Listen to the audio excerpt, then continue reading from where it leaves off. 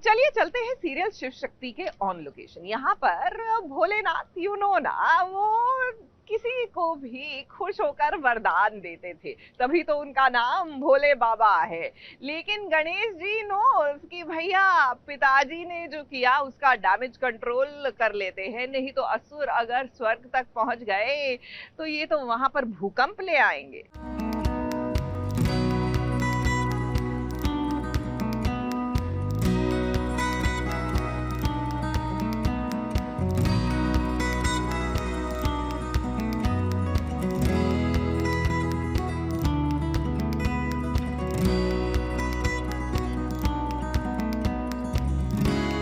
सही राह पर चलने के लिए अगर किसी का भी सामना करना पड़े, करना चाहिए स्वयं कोई अपना ही क्यों ना हो। यही तो सीख देते हैं गणेश जी, क्योंकि आज वो अपने पिता के खिलाफ जाकर असुरों की क्लास ले रहे हैं।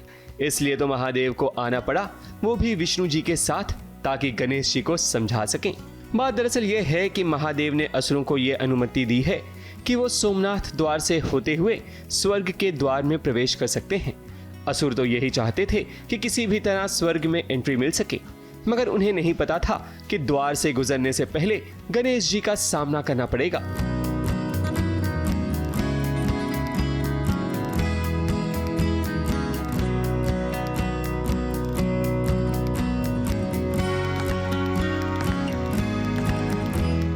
गणेश जी असुरों को भगाते हैं ताकि वो सोमनाथ मंदिर के द्वार से स्वर्ग ना जा सकें। तभी महादेव, विष्णु जी और गणेश जी की माता पार्वती पहुंच जाती हैं और महादेव उन्हें समझाने की कोशिश करते हैं कि वो उनके काम में विघ्न नहीं डाल सकते। तभी गणेश जी कहते हैं कि सारे असुर स्वर्ग द्वार से प्रवेश कर सकते हैं अगर उनके दिल में कोई छल कपट ना हो। वो पूरी श्रद्धा के साथ जाएं तो उन्हें कोई परेशानी नहीं होगी, क्योंकि गणेश जी जानते हैं कि असुरों के मन में छल कपट कूट कूट कर भरा हुआ है। गणेश जी ने जो किया वो बिल्कुल ठीक किया, वरना असुर स्वर्ग में जाकर कोई ना कोई साजिश जरूर करते, जिसके कारण देवों को आगे चलकर दिक्कत हो सकती थी। ABP news report.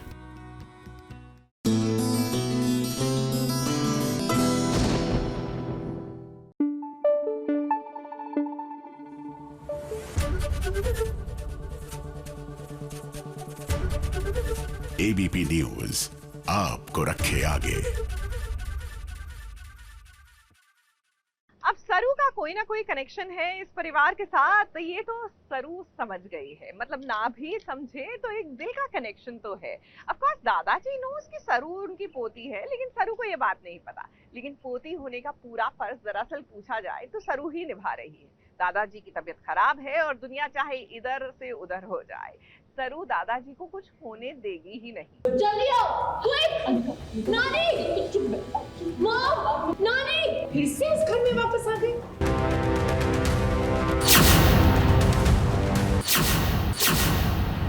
जानते हो ये क्या है?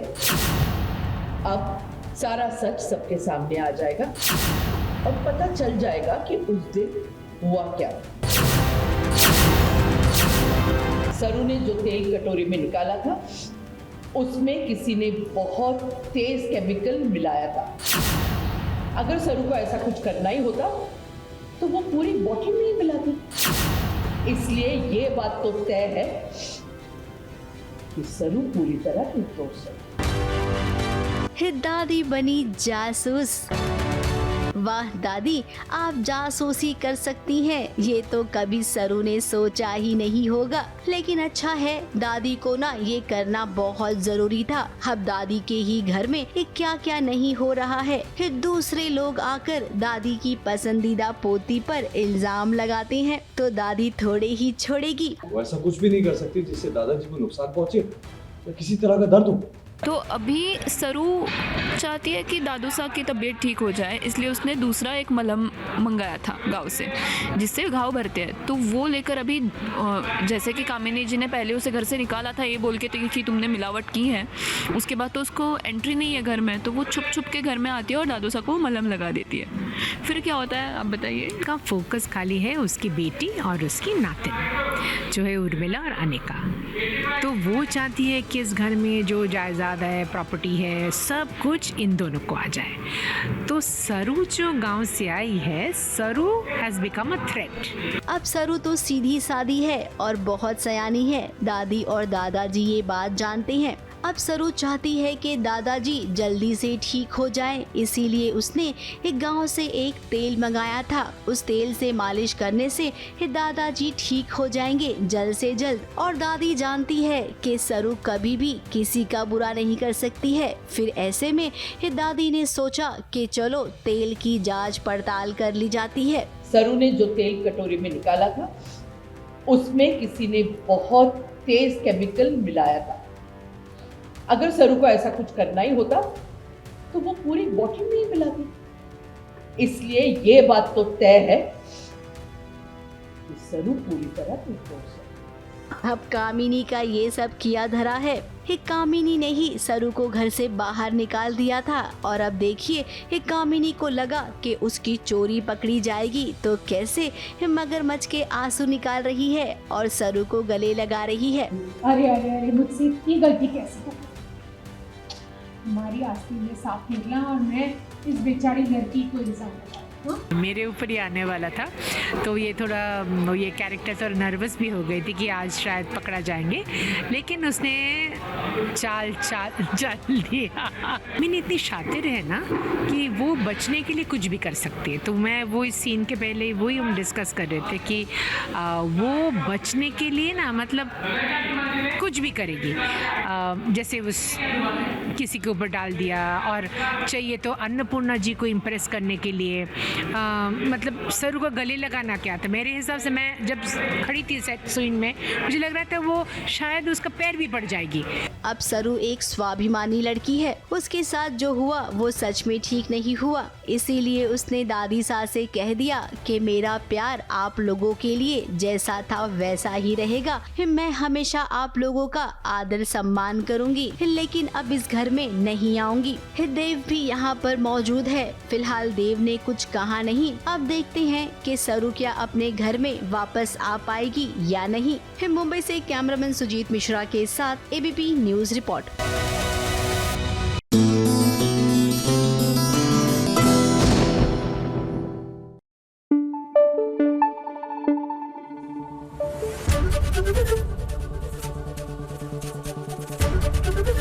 एबीपी न्यूज आपको रखे आगे।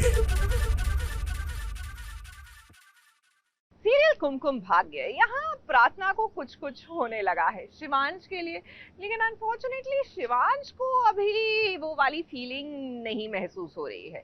अच्छा, लेकिन that is not the story. The story is कि घर में पूजा हुई और पूजा में हो गया ट्विस्ट, क्योंकि शिवांश की गर्लफ्रेंड की जो एंट्री हो गई सोनालिका, एंड यू नो ना, अब हीरोइन के होते हुए गर्लफ्रेंड की एंट्री होगी तो ड्रामा तो होगा ही।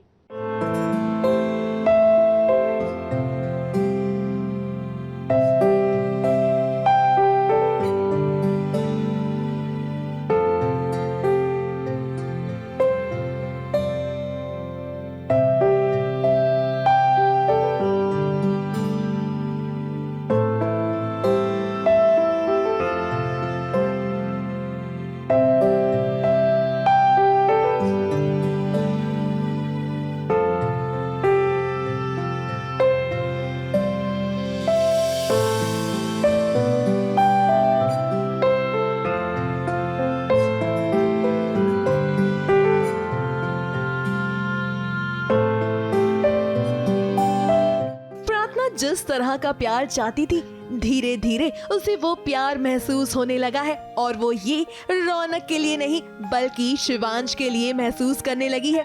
तभी तो देखिए ना कैसे वो दुर्गा पूजा की तैयारी कर रही है, क्योंकि वो प्रार्थना करना चाहती है कि उसके पति की सेहत सही सलामत रहे। अब इसके लिए फिर घर की सजावट हो या हो पूजा की तैयारी, वो हर एक कार्य खुद कर रही है, जो बुआ माँ को रास तो नहीं आ रहा, मगर वो कुछ कर भी नहीं पा रही है। अब ऐसे में देखिए कैसे प्रार्थना और शिवांश की राहें एक बार फिर मिल जाएंगी, तब जब शिवांश घर से बाहर जा रहे थे जावेरी परिवार में लगी आग के बारे में पता लगाने के लिए। मगर देखिए ना आखिर उनके साथ क्या हुआ।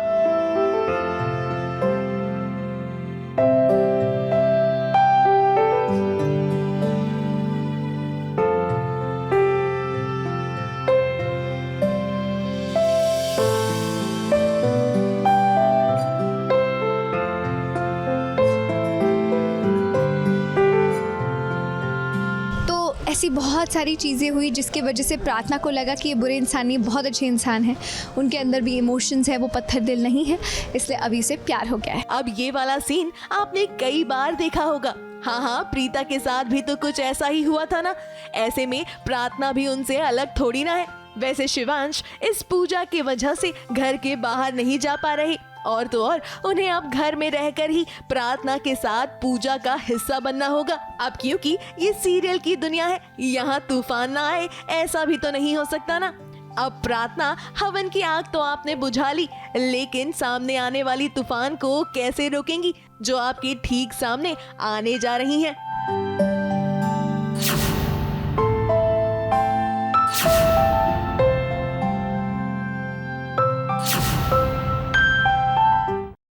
सोनालिका के लिए तो ये बहुत ज़्यादा शॉकिंग है, क्योंकि उसने तो ऐसा कुछ एक्सपेक्ट ही नहीं किया था। वो जानती थी कि शिवांश थोड़ा काम में ज़्यादा बिजी रहता है, वो ज़्यादा बात नहीं कर पाता है, बट यहाँ आके देखा तो कुछ और ही निकला। तो उसके लिए तो बहुत बड़ा सरप्राइज़, वो सरप्राइज़ देने के लिए आई थी लेकिन खुद सरप्राइज हो गई है।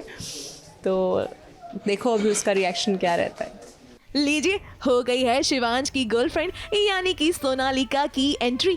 अब वो आई हैं तो उन्होंने तो सोचा था कि वो सरप्राइज देंगी, मगर यहाँ वो तो खुद सरप्राइज हो गई हैं। और फिर जो ड्रामा शुरू हुआ उसके बारे में हम आपको क्या ही बताएं, क्योंकि सोनालिका ने आज ना तो बुआ को छोड़ा है और ना ही प्रार्थना को। इतना ही नहीं, वो तो प्रार्थना को चोट भी पहुंचाने की कोशिश करेगी। मगर ये सब कुछ शिवांश को रास नहीं आएगा, क्योंकि कहीं ना कहीं वो भी तो प्रार्थना के लिए कुछ महसूस करने लगे हैं। क्यों है कि नहीं शिवांश?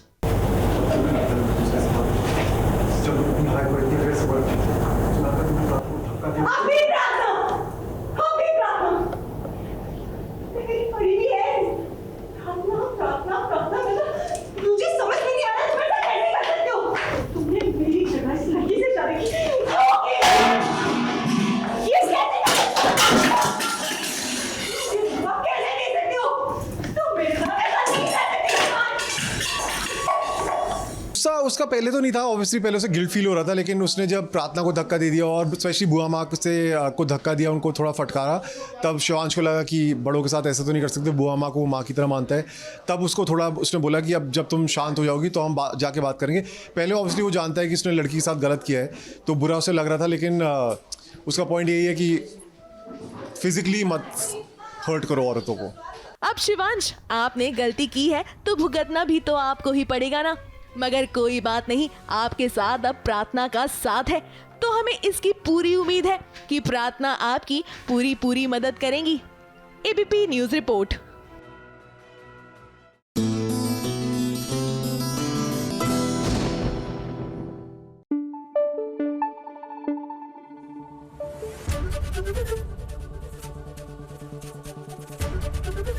एबीपी न्यूज आपको रखे आगे। सीरियल मंगल लक्ष्मी में हमारी मंगल, देखिए ना, ये लाइफ में अपनी कंडीशंस पर अब आगे बढ़ना चाहती हैं, लेकिन क्या करें, मम्मीज तो मम्मीज होती हैं ना। Mummy has a different game plan for her, तो इसी चक्कर में गेम खेल गई मम्मी जी मंगल के साथ। देखिए ना, शुभ सत्यम इति गम्यम माधुर्यमकरंदम वधुवर्यम सुखमं स्नेहं च स्थिरकीर्त्यान्वितं दाम्पत्यो सुखवर्धनम्। चट मंगनी पट ब्याह वाली कहावत मंगल पर खूब बैठ रही है, क्योंकि जो साजिश शांति देवी ने रची है उसमें मंगल बुरी तरह से फंस चुकी है। मंगल को शांति देवी ने झूठ बोलकर बुलाया है कि उनकी तबीयत फिर से बिगड़ गई, जिसके चलते मंगल भागती हुई घर आई, मगर आते ही मंगल को दुल्हन की तरह सजाना शुरू कर दिया जाता है और फिर मंडप में पूजा के लिए बिठा दिया जाता है, जहां पर कपिल ऑलरेडी बैठा हुआ है, क्योंकि यहाँ पर आज मंगल और कपिल की सगाई होने वाली है, जिसके लिए पूजा की रस्म अदा की जा रही है। मंगल पूछ रही है अपनी मम्मी से कि क्या मतलब कि किस बात की पूजा हो रही है, एंड देन मम्मी से इसकी प्रॉमिस किया था तूने मेरे साथ, अब क्या मैंने अपने सामान दे दिया, अब तो क्या पीछे मुक रहेगी। तो वही मम्मी जो है अपना वास्ता दे रही है, ब्लैकमेल कर रही है, और कि तुझे मेरी इज्जत का वास्ता और वो सब।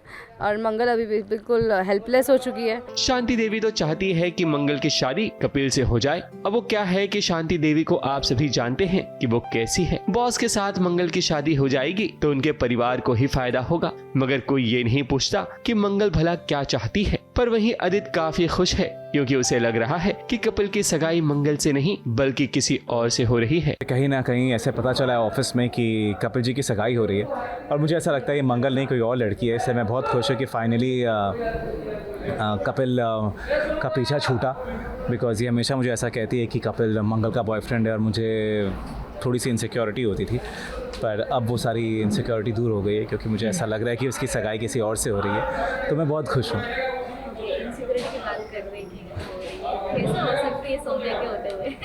हाँ, उनसे ही पूछिए इनको क्यों इनसिक्योरिटी हो रही है। इतने टाइम से मुझे बोलती नहीं मैं मंगल के बारे में सोचता नहीं हूँ, मंगल मेरे लिए कुछ नहीं है, तो मैं ऐसा क्यों सोचती हूँ। और आज देखो इसकी खबर मिली तो गाना गाते गाते रूम में आए हैं, तो ऐसा क्या है जो मुझे नहीं पता। ऐसा कुछ नहीं है, एक से भले दो, दो से भले तीन। मतलब एक दिल है तो एक धड़कन। ऐसा ये राइट। एक दिल है एक धड़कन है। ऐसे ट्रीट करते हो तुम दिल और धड़कन को, बाप रे, यू आर वेरी स्कैरी।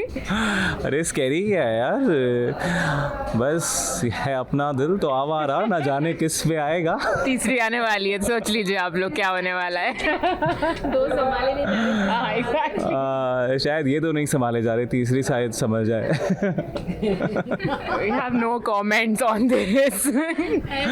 अपनी लक की अपने मतलब कोशिश करते रहो, पता नहीं one day you'll be successful, तो शायद हाँ। और one day you'll be dead. कैसे मतलब कंफर्म कर लिया कि उसके साथ मतलब कपिल के साथ में शादी नहीं हो रही है? मतलब ऐसा ही मैंने फ़ोन पे बात सुनी कि सगाई की कोई बात चल रही, तो मैंने मन में सोच लिया है कि मंगल तो हो ही नहीं सकती, बिकॉज मुझे ऐसा लगता है कि जितना मैं मंगल को जानता हूँ कि वो शादी नहीं करेगी किसी और से। वो एक बहुत ही स्वाभिमानी और बंधनों को बहुत ही इम्पोर्टेंस देने वाली औरत है, तो वो तो नहीं कर सकती। तो मेरे मन में वह है कि मंगल नहीं कर सकती, और अब किसी और के साथ हो रहा है तो मेरे को वो स्ट्रेस हट गया है कि अब किसी और के साथ भी हो रहा है तो पीछा भी नहीं अब करेगा, बिकॉज इन्होंने ही मेरे दिमाग में डाल रखा है कि इनके बीच में कुछ चल रहा है और ये शादी कर लेंगे, तो इसलिए इनको बता रहा हूँ कि यार जल्द ये भ्रम टूटने वाला है। वैसे भी मैंने ही नहीं किया है, तुम्हारे आंखों के सामने तुमको पता चलेंगी। क्या रिएक्शन हो पता नहीं, वो राइटर्स देखेंगे मेरा रिएक्शन क्या होगा, जो वो लिखेंगे वो मैं रिएक्शन दूंगा, मुझे खुद नहीं पता। अब आदित्य को जब पता चलेगा कि कपिल की सगाई मंगल से हुई है तब क्या होगा। यही नहीं, मंगल के बच्चे और उसकी एक्स सास कुसुम को भी जब ये खबर पता चलेगी कि मंगल ने कपिल से सगाई कर ली है, तो भला मंगल इन सब का सामना कैसे कर पाएगी। यही तो आने वाले ट्रैक में देखने को मिलेगा, जिससे एंटरटेनमेंट का पारा दोगुना होने वाला है। मुंबई से प्रिया धावड़े के साथ एबीपी न्यूज रिपोर्ट।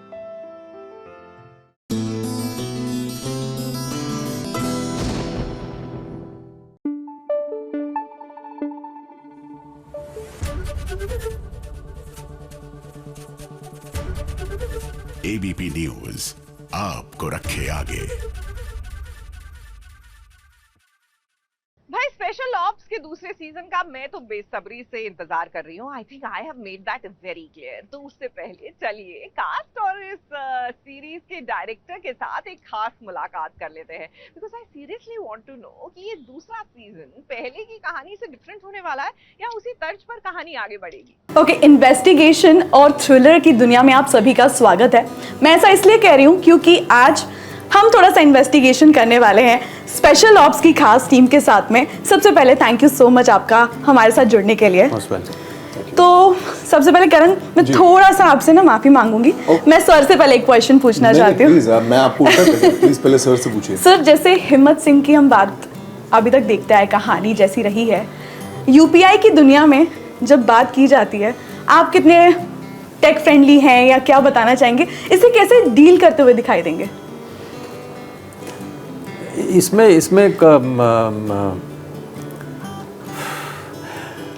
ये हैं जहाँ पे वो जो कांड करते हैं कांड है ना, तो यूपीआई पर से तो मैं बहुत खुश हूँ भाई। मैं तो ट्रांसफ़र में बड़ा बिलीव करता हूँ और बड़ा मज़ा आता है कि मुझे फटाफट हो जाता है मामला। और जब पेमेंट आने का होता है तो किसी को कोई बहाना नहीं होता है ना जी, कर दो भाई पेमेंट उधर तुरंत। तो वो तो बढ़िया है, मतलब that is we are digitally far superior to the world, which I am very very proud of. बाकी कुछ इंसान हैं जो आते हैं बीच में आकर के पूरा मतलब वो वहाँ पे कुछ कोशिश करते हैं कि कुछ फ्रॉड करें, और हम कोशिश करते हैं कि इन्हें रोकें। जी, बस वही है। लेकिन हिम्मत सिंह के लिए ये काफ़ी ऐसे लग रहा है कि जद्दोजहद है उनके लिए कि कैसे डील करना है इस पूरे न्यूज़ साइबर क्राइम की दुनिया से। हाँ, बट आप मेरे जो साथी हैं ना, उनको अंडर एस्टिमेट मत करिएगा। वो बहुत हाथापाई भी अच्छा कर लेते हैं और कंप्यूटर वाली चीज़ें भी अच्छी कर लेते हैं। तो सारी सुविधाएं हमारे पास रोकने के लिए, जैसे गवर्नमेंट के पास है, जैसे हमारे पास है।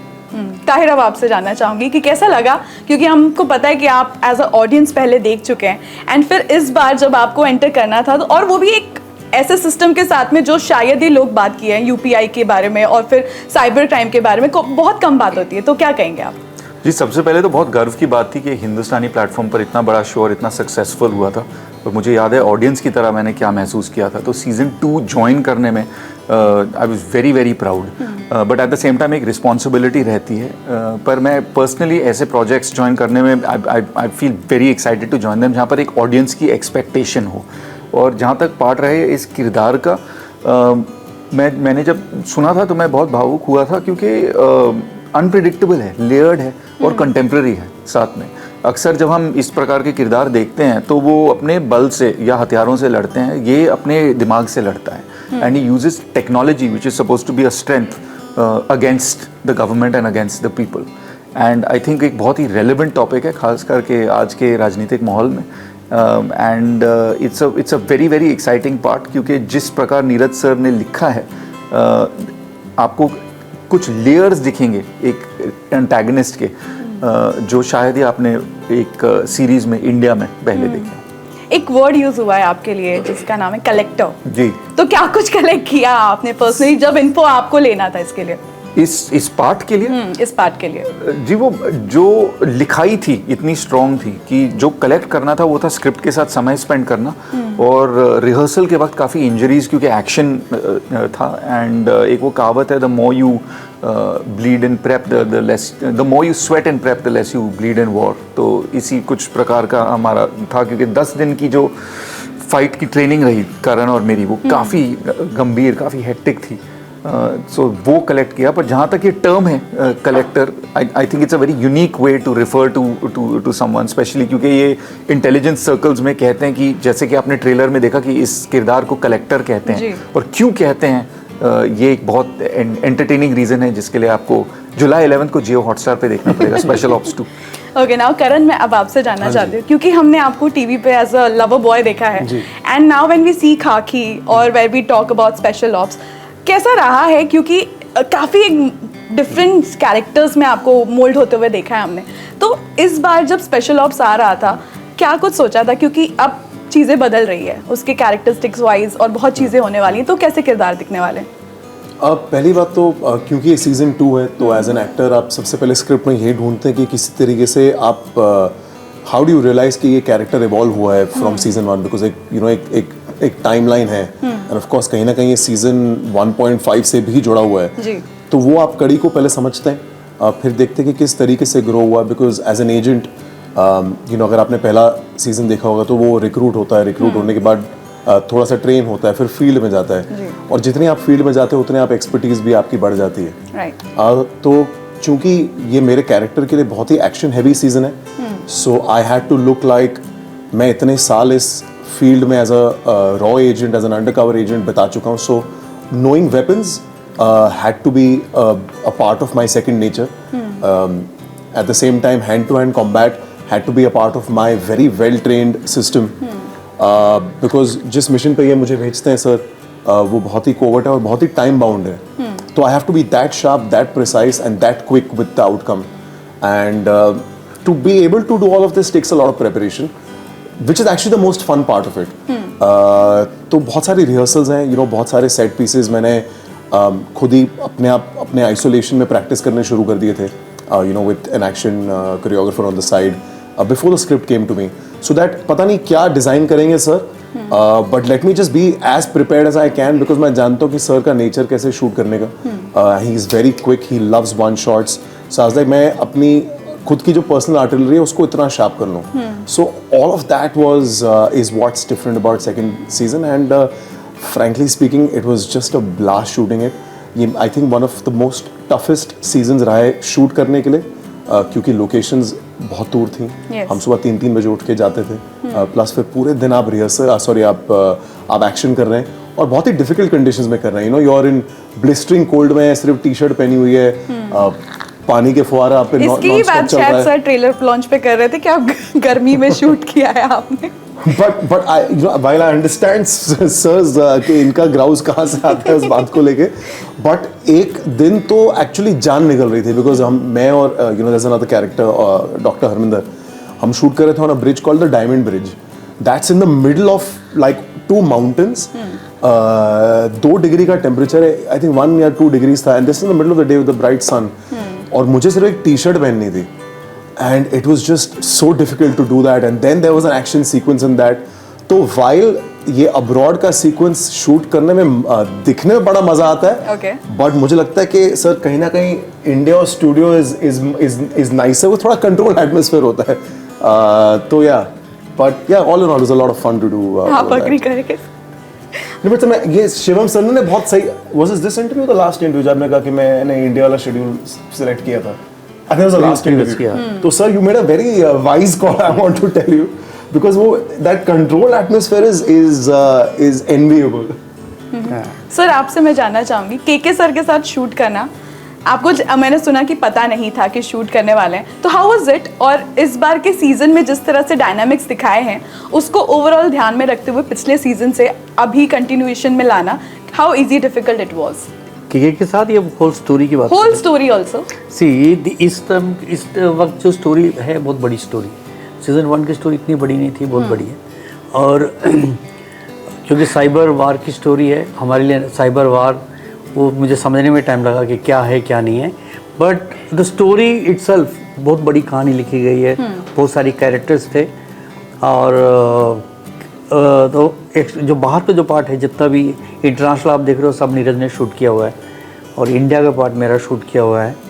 केके के साथ मैंने स्पेशल 1 से शुरू किया, 1.5 आया, 2 आया। मेरा एक्सपीरियंस बहुत इंटरेस्टिंग था। मैं जब सीज़न 2 वाले में आया तो जहाँ पे केके को मैं एक अलग केके मुझे मिला, मैं पूछा भी 2-3 बार कि वो मोर माइक्रो लेवल पे चला गया हो एज एन एक्टर, और मैं उससे समझने की कोशिश कर रही कैसे पहुंच गया इस तरह से, कैसे एक्टर की ग्रोथ शुरू हो गई। इंटरेस्टिंग जर्नी था मेरे लिए पूरा प्रोसेस। तो के साथ काम करने सीज़न 1 से लेके 2 तक में तो learning different, completely different. Season 2 में complete different experience, very good experience. और स्केल की बात करें तो ऑलरेडी आप देख चुके हैं ट्रेलर में क्या स्केल बना है, स्केल तो है ही। तो it's overall very good experience, very good characters all. जैसे ये ताहिर, मैं पहले बार इनको ही मिलकर कहानी सुनाया था, भाई ये कहानी आपका एंटागोनिस्ट की, तो बहुत इंटरेस्टिंग नीरज ने लिखा हुआ है कि ऐसा विलन को प्रेजेंट नहीं किया गया। बहुत से विलन हम आते हैं एक बैक स्टोरी डाल के प्रेजेंट कर देते हैं, या बैक स्टोरी नहीं आता है। बहुत स्ट्रक्चरली बहुत इंटरेस्टिंगली स्क्रिप्ट लिखी है पूरी, जो आपको सीजन 1 में जो आपको स्ट्रक्चरली नहीं मिलेगा, इसमें नया स्ट्रक्चर मिलेगा आपको, इंटरेस्टिंगली वीव किया हुआ। तो very good experience for, I think so the audience should like majorly into this series. Okay, क्योंकि हम इन्वेस्टिगेशन करना चाहते हैं तो मैं चाहती हूँ एक एक सवाल आप लोग उठाएं इसमें से। उठाओ भाई, एक एक करके उठा सकते हैं। उठा लिया तो इसमें उठा लिया। खोल लें क्या अपने सवाल? वो पहले अच्छा, सर पहले। खोलें। आप भी बहुत ज़्यादा सवाल, दोनों सवाल। Okay, Karan will go first. और इसका मैं जवाब ऑलरेडी देख चुका हूँ। डिफरेंट कंट्रीज़ में शूट करने का एक्सपीरियंस कैसा होता है, और किसने सबसे ज़्यादा पिक्चर्स या शॉपिंग की। डिफरेंट कंट्रीज़ में शूट करने का एक्सपीरियंस मोस्ट डेफिनेटली बहुत अच्छा होता है कि जब आप, जैसे इस सीज़न में हम बुडापेस्ट में हमने शूट किया है, जॉर्जिया में 3 बहुत ही खूबसूरत शहर हैं, तिब्लिसी, मेरे जहन में तो बाकी नाम नहीं आ रहे, सॉरी, वहाँ शूट किया है। तो वाकई बड़ा मज़ा आता है, you know, because the backdrop is very nice. But at the same time मुझे लगता है कि अब्रॉड शूट करना बहुत ज़्यादा डिफिकल्ट है, because I feel as a production in general बहुत एक्सपेंसिव हो जाता है। So you want to kind of make sure that you are precise and you shoot very sharp to the cut.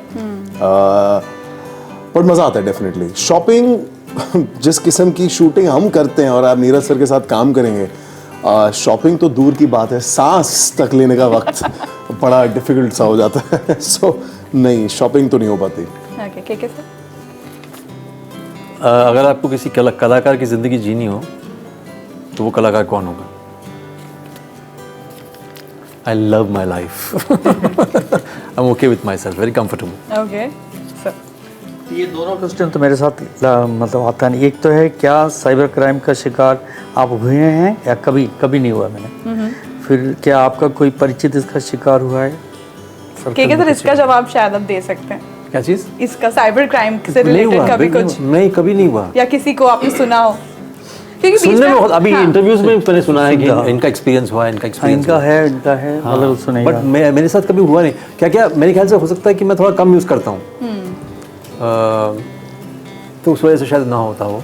But I think जैसे मैंने कहा वो तो फलसफे वाले चक्कर में हो गया। सीरीज के बाद होगा तेरा जब आएगा एयरपोर्ट के बाद तेरा। हाँ सर, मेरे को लगता है आप इतनी बार बोल चुके हैं कि मेरे साथ नहीं हुआ है। को देख के बोले एक सेकंड, एक मिनट, हेलो, ये दे ही देते थोड़ा सा एक्सपीरियंस। मेरे पेरेंट्स के साथ हुआ था कि वो फ्लाइट टिकट बुक करने की कोशिश कर रहे थे, पर वहाँ पर वेबसाइट पे आया कि आप वेबसाइट पे बुक करने से अच्छा इस नंबर पे कॉल करिए, आपकी डायरेक्ट बुक हो जाएगी।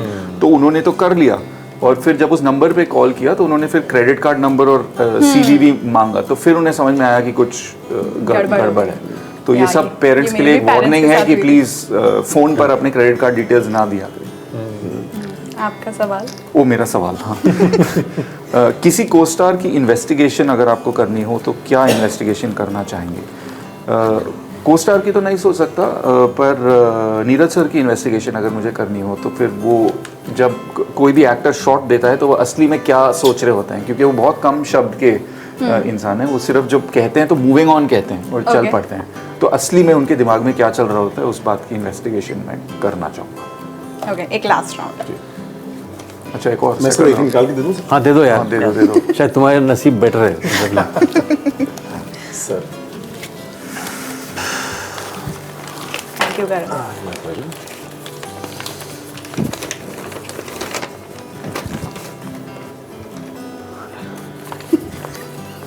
सर अब आप ही बोल दीजिए क्योंकि आपने मुझे लग रहा है पढ़ लिया। हाँ, तुम पूछ रहे हैं कि बचपन में कभी आपने चोर पुलिस का खेल खेला है कि नहीं, कोई मेमोरी है? आपको मैंने इसके पहले एक फलसफा दिया था चोर और पुलिस का। मैंने कहा था कि जो ये भ्रम है ना कि अरे आजकल टेक्नोलॉजी बहुत हो गया, अभी यहाँ पे वो हो रहा है, हैक हो रहा है, फलाना ढिमका ना, तो मैंने कहा था कि चोरी और चीटिंग जो है ना ये बहुत पुराना कॉन्सेप्ट है, सिर्फ उसका रूप बदलता रहता है। तो ये सारा जो फलसफा है अब इस वक्त मुझे इसलिए आ रहा है क्योंकि मैं बचपन में बहुत खेल चुका हूँ चोर पुलिस, क्योंकि आज के जनरेशन में मुझे लगता है बच्चे खेलते नहीं हैं। हाँ, तो इसीलिए मुझे लगा कि ऐसा सवाल एक पूछना। हाँ, क्योंकि आज की जनरेशन सब चोर हैं। तो इसीलिए वो शायद मेरे ख्याल से फलसफा निकला। चोर पुलिस को खूब खेल चुका हूँ, सिर्फ इतना है कि मैं इतना मिथुन दा मारेंगे मेरे को। हाँ मतलब इतना है कि मैं कभी साइकिल के पीछे छुप के गोली से बचा नहीं हुआ। सर मेरा तो बस सेगवे, क्या कभी आपको किसी ने प्रैंक कॉल किया है? कोई नहीं भाई, अभी तक तो नहीं किया कोई। So you're sounding very upset about it. हाँ वही तो। क्या किसने किया? कभी नहीं किया। बचपन में मैंने बड़े किए हैं, क्योंकि आई थिंक वो लैंडलाइन हमारे बचपन में आया था, तो वो बहुत, क्योंकि उन दिनों में कॉलर आईडी नहीं होता था ना, तो आप अपने आपस में दोस्तों को कॉल करके बहुत किया है। इनफैक्ट टेक्स्ट जब हुआ था तब भी लोग बुरा किया था हमने। बताइए सर, बताइए, नाम मत लीजिएगा, पर वैसे नहीं वो उस जमाने में क्या तभी मोबाइल नहीं था ना, तो लैंडलाइन पे फ़ोन करके हम लोग जस्ट टाइम पास, यार it's so wicked now I thinks. वो फ़ोन करके बोलता था कि जो भी है मैं नंदू बोल रहा हूँ, दीपक है घर पे, ऐसा बोल के फ़ोन करना है, शाम को शुरू करना, और हर एक घंटे में सेम क्वेश्चन, नंदू बोल रहा हूँ, दीपक है घर पे। By the time it's midnight and beyond 12-1 ना, तो वो पारा MC BC वगैरह वगैरह सब आ जाता वहाँ से। देन सवेरे 5 बजे फ़ोन करना है, हेलो मैं दीपक बोल रहा हूँ, नंदू का फ़ोन आया था क्या?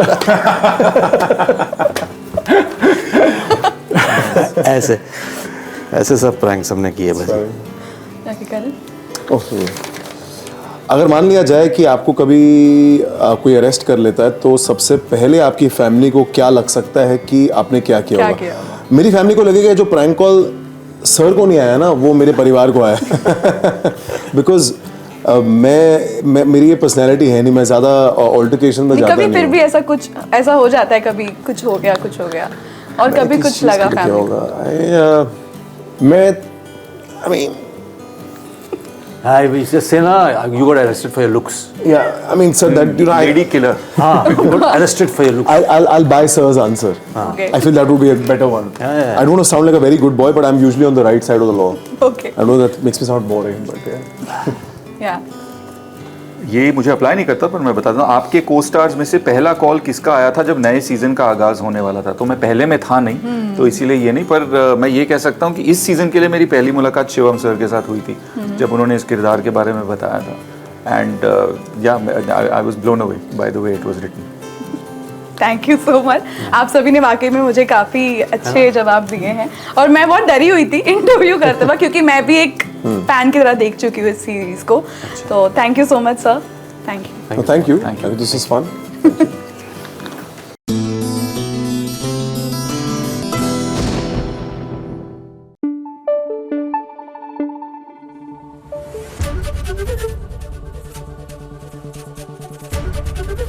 ABP न्यूज आपको रखे आगे। अच्छा, वो गाना आपने सुना है ना? नहीं गाऊंगी नहीं, you know there are YouTube restrictions. हाँ, तो देखो, मैंने देखा है एक सपना, फूलों के शहर में हो घर अपना। तो बस ये सपना तो सचिन साइली ने भी देखा था कि एक छोटा सा आशियाना हो उनका, और इसकी तरफ वो कदम बढ़ा भी रहे हैं। लेकिन कोई है जो उनके इस खूबसूरत सपने से जल भुन रहा है, और इनकी बुरी नजर बस उनके सपने को खराब ना कर दे। हम तो बस यही चाहेंगे।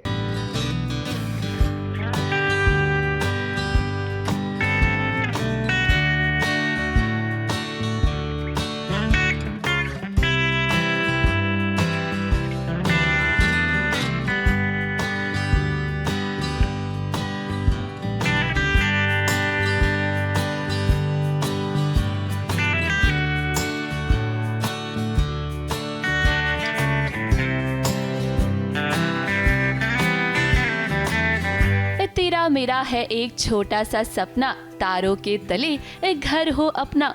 साइली और सचिन ने जो सुनहरा सपना देखा है, उसके पूरे होने की शुरुआत हो गई है। अब देखिए ना, सचिन और साइली कितने समय से इस घर में रह रहे हैं, लेकिन उनके पास अपना एक कमरा भी नहीं था।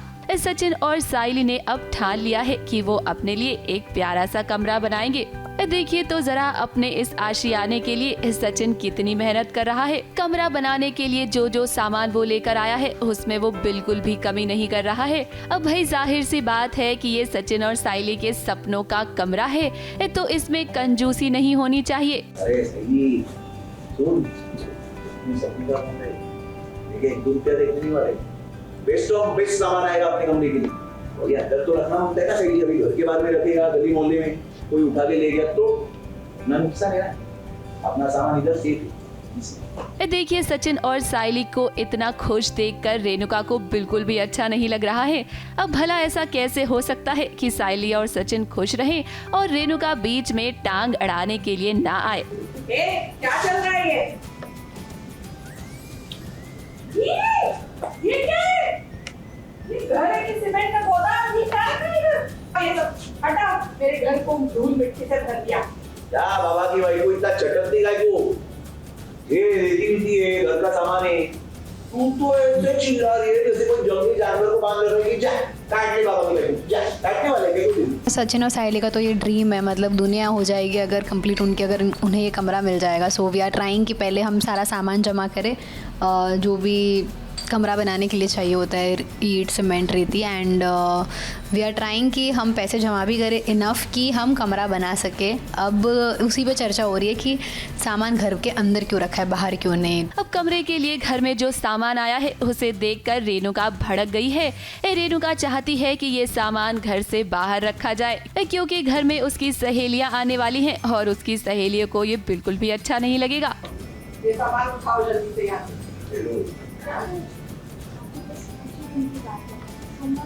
काम शुरू हो जाएगा, ये सामान बाहर रखेंगे तो बारिश के कारण सब खराब हो जाएगा।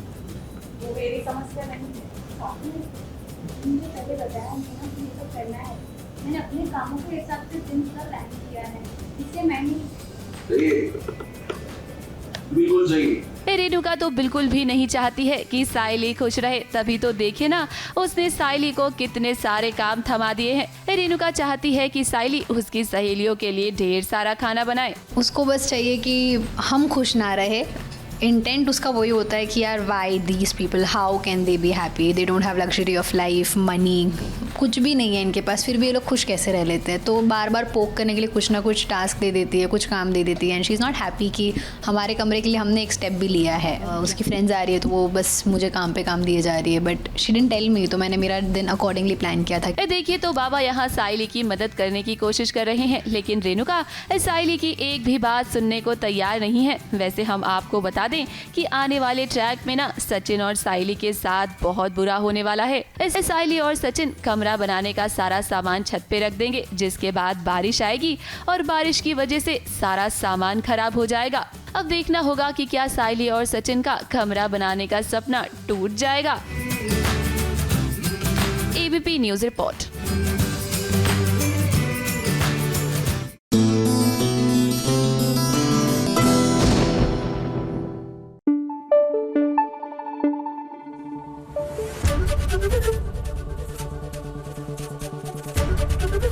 एबीपी न्यूज आपको रखे आगे। सीरियल प्यार की राह में लीजिए, अब ये बात सबको पता लग गई है कि रेखा ही प्रिया है। आई मीन टेक्निकली हमें तो शुरू से पता था, but we don't really want to say कि वी टोल्ड यू सो। बहरहाल द पॉइंट इज कि जैसे ही ये सच सबके सामने आया, इंदु जी तो जान के पीछे पड़ गई प्रिया के। लेकिन चिंता मत कीजिए, रुद्र है ना, बचा लेगा। जान ले लो तुम्हारी में। हां भाभी से छोड़ो, इसने हमारे द्वार से मारा है। जान ले लो इसकी, छोड़िए। हाँ छोड़िए इसे। क्यों छोड़ूं? क्यों छोड़ूं?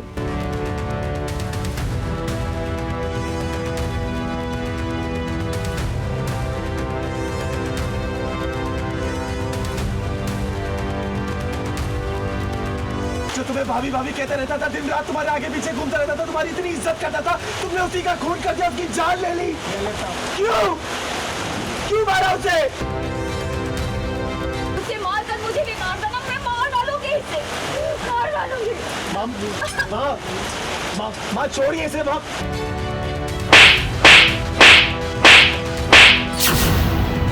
ये लड़की डायल है, अपनी बहन के सुहाग का खून किया है, पूछ उसे। रेखा ही प्रिया है, ये सच तो एक ना एक दिन सामने आना ही था। लेकिन आखिर अब ऐसा क्या हो गया जिसकी वजह से इंदु प्रिया को मारना चाहती है? वो उसकी जान के पीछे पड़ गई है।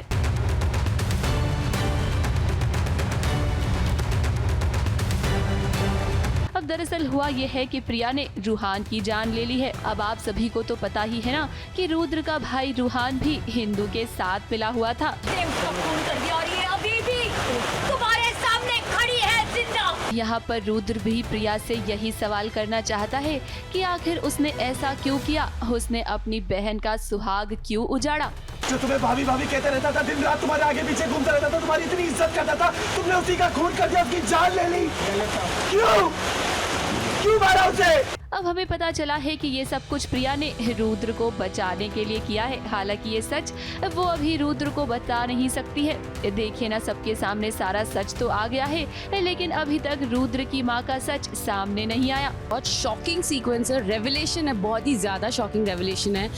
चारों की लाइफ एकदम ही पलट रही है। रूहान की तो फुल पलट रही है। मैं सब कुछ बोल रहा हूँ, सारे चिट्ठे खोल रहा हूँ जो भी मेरे अंदर थे और जो भी मैं मतलब बोल नहीं पाता था। मैं बहुत अच्छा रहता था। मरने जीने का तो मुझे नहीं पता कि मैं किसको मारूंगा और किसको नहीं, बस इतना जानता हूँ कि मुझे कुछ बातों का जवाब चाहिए। और वो बात होती है ना कि भाई आप किसी पे गुस्सा हो सकते हो, किसी से नफरत कर सकते हो, पर कंफ्यूजन में या किसी का जवाब जाने बिना नहीं रह सकते। मुझे बस प्रिया से जवाब चाहिए। फिलहाल रुद्र प्रिया से अपने सवालों के जवाब चाहता है कि आखिर वो ये सब कुछ क्यों कर रही है। वैसे रुद्र, हम आपको एक बात बता दें कि एक सच ऐसा भी है जो आपको नहीं पता।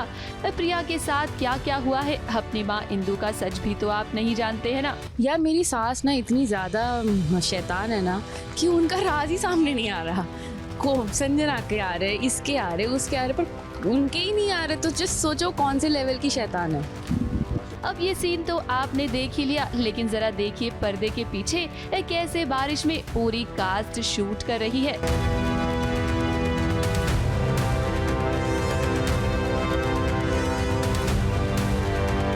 अब सर्दी गर्मी हो या बारिश, हर मौसम में एक्ट्रेस को अपना काम तो करना ही पड़ता है। हम तो कर ही रहे, बट पूरी यूनिट भी बहुत। आप बस पैन करो यहाँ पर, जस्ट देखो। मतलब हम सारे लिटरली ऐसे शूट कर रहे हैं जैसे जैसे बारिश आ रही है हम लोग टेंट के नीचे आ रहे हैं, जैसे जैसे बारिश कम हो रही है हम भाग रहे हैं। और अब तो डे लाइट जा रही है तो हम लोग बारिश में भी काम कर रहे हैं। Guys, you have to keep watching प्यार की राहें 6:30 PM only on Dangal channel and Balaji telefilms YouTube channel. दो यार खूब प्यार दो प्यार की राहें को, रुद्र प्रिया को, रूहान अंजलि को। और हमें कमेंट्स में जहाँ पर भी, इंस्टाग्राम, यूट्यूब, जहाँ पर भी बताते रहना। आने वाले ट्रैक में देखना दिलचस्प होगा कि क्या इंदु की सच्चाई रुद्र के सामने आएगी और क्या प्रिया को अपनाएगा रुद्र। ये लड़की डायल है, अपनी बहन के सुहाग का खून किया है, पूछ उसे।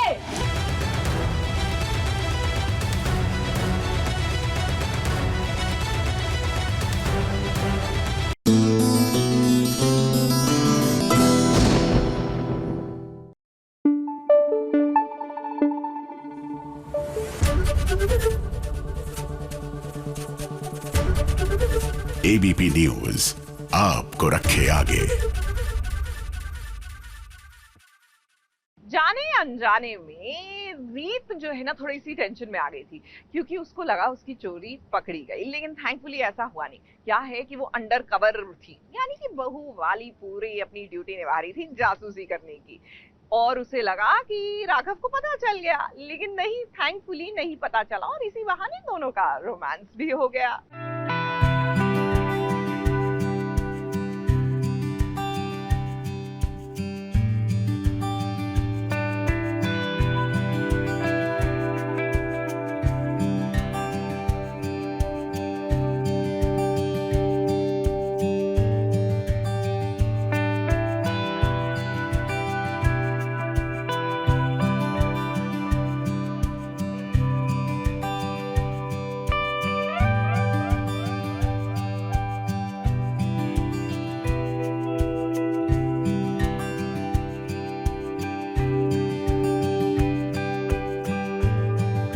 रीत की चोरी देखो पकड़ी गई है, और उसकी चोरी पकड़ने वाला कोई और नहीं है बल्कि राघव है।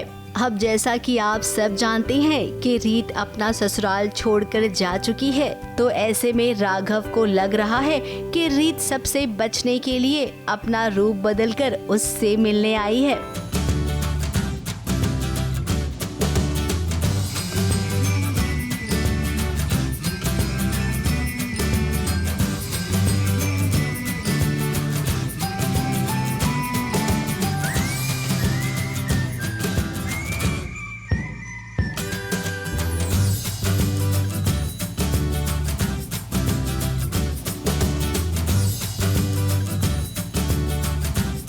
बुआ जी के बाल चुराने आई हूँ सैंपल डीएनए टेस्ट के लिए, और राघव मुझे पकड़ लेता है और वो मुझे बचा लेता है बुआ जी से। मतलब बुआ जी भी पकड़ने वाली होती है, बट उससे पहले राघव बचा लेता है। और फिर उसके बाद अगर रीत राघव मिले और मस्ती ना हो तो ऐसा तो हो नहीं सकता। तो बस वही, फिर रीत राघव मिले और फिर मस्ती हो रही है और रूम में हम भाग दौड़ कर रहे हैं। नहीं, राघव को ये नहीं पता कि मैं किस लिए आई हूँ। मैंने राघव को बोला है कि मैं आप से ही मिलने आई हूँ और मैं देखने आई हूँ कि घर में सब कैसा है, ठीक है कि नहीं है। अब रीत ये नहीं जानती है कि अगर कोई किसी से प्यार करता है ना, तो उसकी आहट से ही पहचान जाता है कि वो कौन है। तो ये तो राघव है, आपका पति है। पल भर में ही राघव ने रीत को पहचान लिया। वो यहाँ पर प्लम्बर बनकर आई थी। अब जैसे ही बाथरूम में पहुँची अपनी रीत, तो देखिए क्या हो गया। अब ये नल वल बनाना तो एक बहाना था, दरअसल राइटर साहब को इनको करीब लाना था।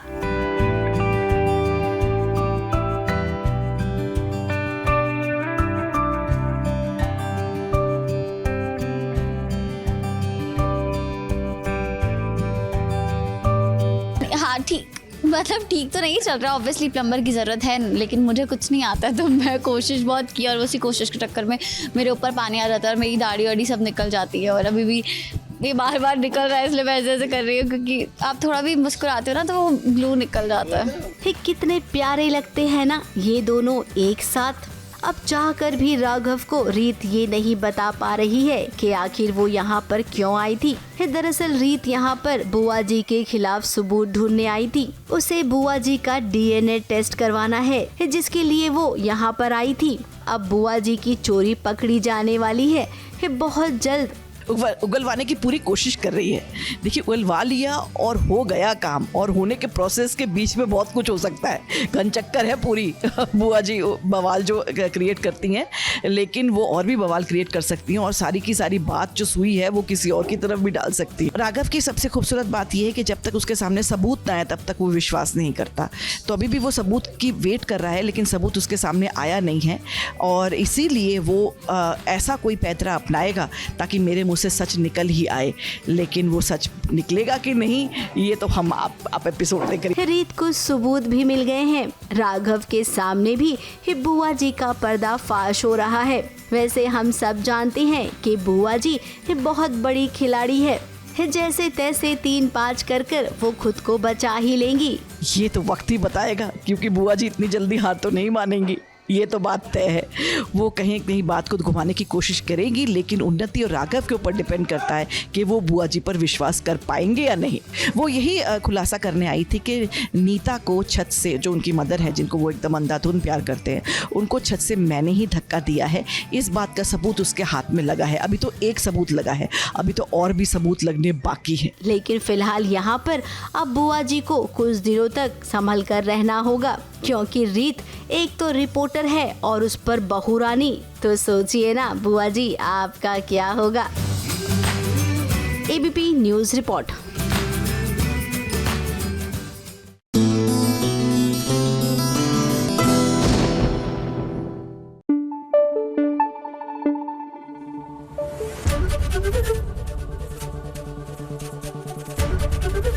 एबीपी न्यूज़ आपको रखे आगे।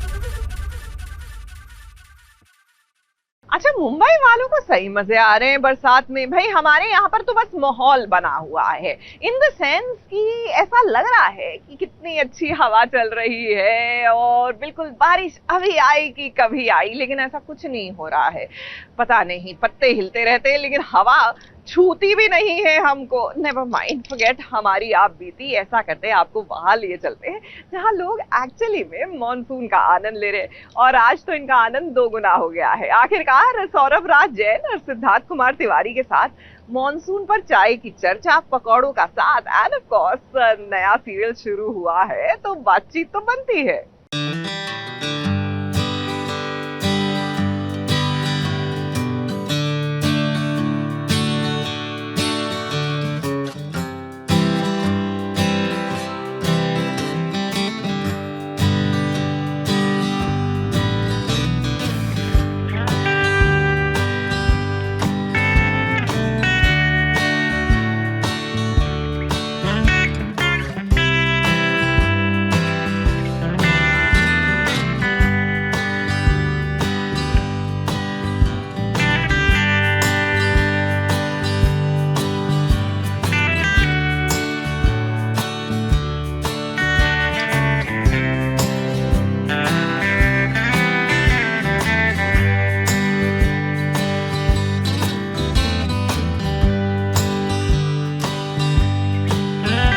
कृष्ण और सुदामा की मित्रता पूरे संसार में मशहूर है, जिनके रिश्ते में ईर्ष्या, घमंड और गुरूर नाम की चीज नजर नहीं आती। कुछ ऐसा ही रिश्ता नजर आता है स्टोरी टेलर सिद्धार्थ कुमार तिवारी और सौरभ राज जैन में, जिनका रिश्ता सीरियल महाभारत से चला आ रहा है। और अब मानो जैसे दोनों एक दूसरे के लिए तू धड़कन मैं दिल बन गए हो।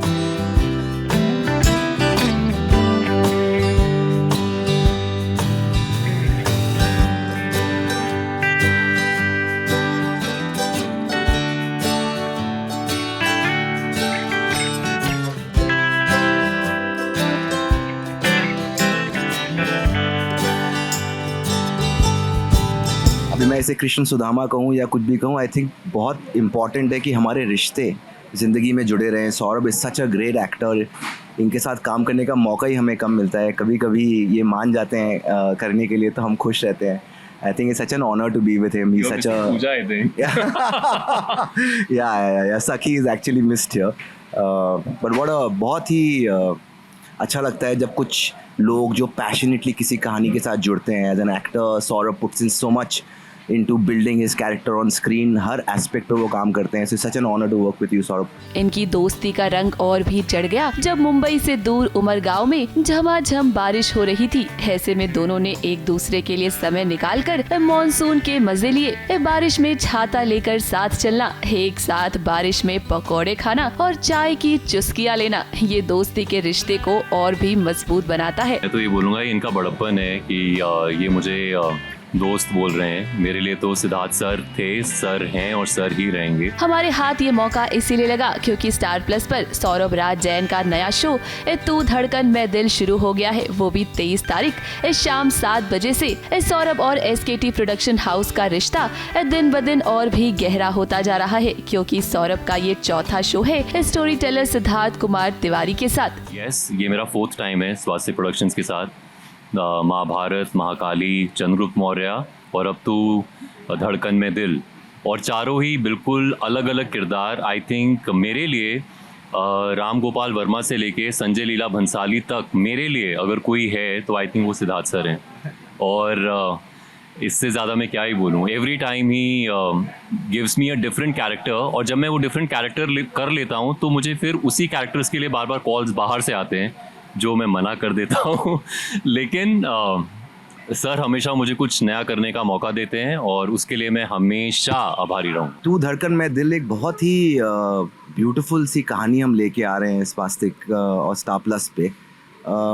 हमारी जर्नी हमेशा रही है कि हम हमारे देश की हिस्ट्री, माइथोलॉजी, जिसे मैं हिस्ट्री कहता हूँ, उनकी कहानियाँ कहते हैं। उन कहानियों में इतना इमोशन है, इतना पर्सनल लर्निंग्स है, तो हमें लगा कि एक नई कहानी जहाँ पे एक छोटी बच्ची जिसकी ज़िंदगी में फैमिली क्या है, वैल्यूज़ क्या हैं, अगर उस तरह की थॉट्स हम एक नॉर्मल फिक्शन में भी लेके आएँ तो उस थॉट के साथ में हम ये कहानी लेके आ रहे हैं तू धड़कन में दिल, जहाँ एक बच्ची है हमारी दिल, जिसका नाम ही दिल है, जो देखती है कि एक पावर ऑफ फैमिली क्या है, कैसे वो अपने एक फैमिली को साथ में रखेगी, अपनी फैमिली खुद वो बिल्ड करती है। यही नहीं, उस दिन शो की स्क्रीनिंग भी रखी गई जहां सारे कलाकारों ने पहला एपिसोड देखा। शो देखने के बाद केक भी कट किया गया जहां सौरभ और बाकी कलाकारों ने एक दूसरे को केक खिलाकर बधाई दी। 3 बहुएं हैं, मेरे बड़े बेटे की पत्नी, मेरे राघव की पत्नी और एक कभी आने वाली पत्नी।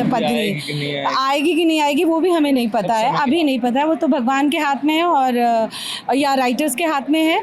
तो हमारे वैसे तो 3 बहुएं हैं हमारी, तो बस 3 बहुओं की सास हूँ और मैं अच्छी वाली सास हूँ, तो इस वजह से कोई प्रॉब्लम नहीं है। सुदामा और कृष्ण की जोड़ी एक बार फिर से दर्शकों के दिलों पर राज करने के लिए तैयार है क्योंकि शो तू धड़कन में दिल काफी इमोशनल स्टोरी है।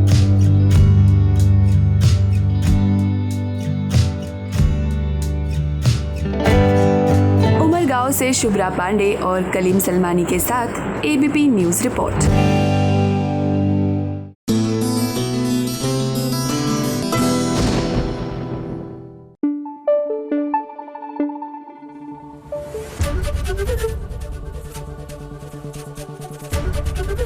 ABP न्यूज आपको रखे आगे।